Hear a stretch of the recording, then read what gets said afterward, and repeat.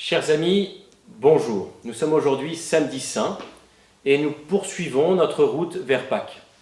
Jeudi saint, nous avons vu comment Jésus, à travers le pain et le vin, se donne totalement aux disciples, comment il vit le lavement des pieds pour se mettre au service des hommes.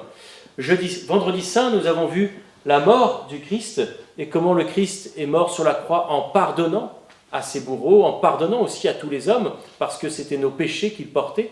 Il a dit « Père, pardonne-leur parce qu'ils ne savent pas ce qu'ils font ». Et puis dans sa mort, il a emmené avec lui tous les hommes pour justement apprendre à vivre cette résurrection. Et il est mort, et voilà qu'on le descend de la croix pour le mettre tout simplement dans un tombeau où il est déposé, dans un tombeau taillé dans le roc, pour pouvoir reposer en paix. Et voilà que Jésus est mis dans le tombeau, on roule une énorme pierre devant, on met des gardes romains pour éviter justement que les disciples ouvrent cette pierre et volent le corps du Christ pour faire croire justement à la résurrection du Christ.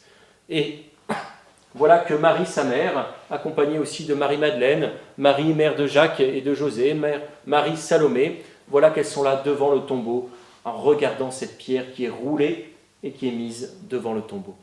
Elles sont dans l'attente d'une action de Dieu. Elles sont dans l'attente d'une action éclatante de Dieu.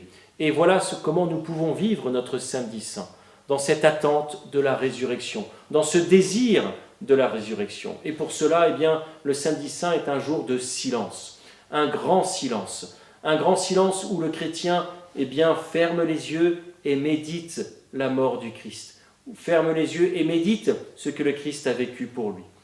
Et c'est pourquoi il n'y a pas de messe aussi. Et c'est un jour tout particulier parce que le Christ descend aux enfers pour en faire sortir Adam et Ève et tous ceux qui suivent, tous ceux qui ont suivi pour les amener vers le Père. Comme intention de prière, nous te proposons de prier pour les responsables politiques, pour tous ceux qui agissent dans notre vie politique, pour qu'ils puissent prendre les meilleures décisions, qu'ils puissent mettre la paix, la justice, la charité au cœur même de nos pays, au cœur même de nos cités, au cœur même de nos quartiers. Nous te proposons comme effort de faire silence pendant la journée, d'éviter les cris, d'éviter de te disputer avec tes frères et sœurs, d'éviter de crier contre tes parents, d'éviter aussi d'être trop sur les écrans. Bref, d'augmenter la possibilité pour toi de faire silence. Et s'il le faut, de passer 2 minutes de silence, à genoux, dans ta chambre, en vivant cette attente de la résurrection, en vivant cette attente de l'action de Dieu face à la mort, face au mal. Une intention de prière, de prier pour les responsables politiques, un effort de faire silence et un geste, d'aider à préparer la maison, en vue de Pâques, de faire, si tu veux, un grand ménage dans la maison, d'aider tes parents à préparer Pâques, de se préparer à vivre cette résurrection.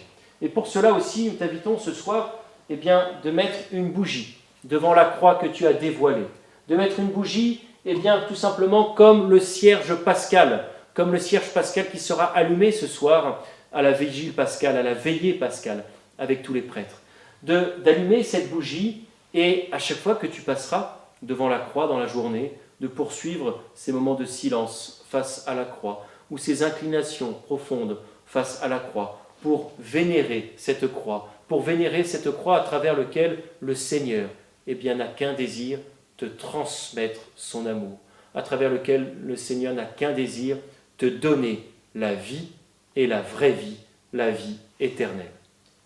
Bonne journée et à demain.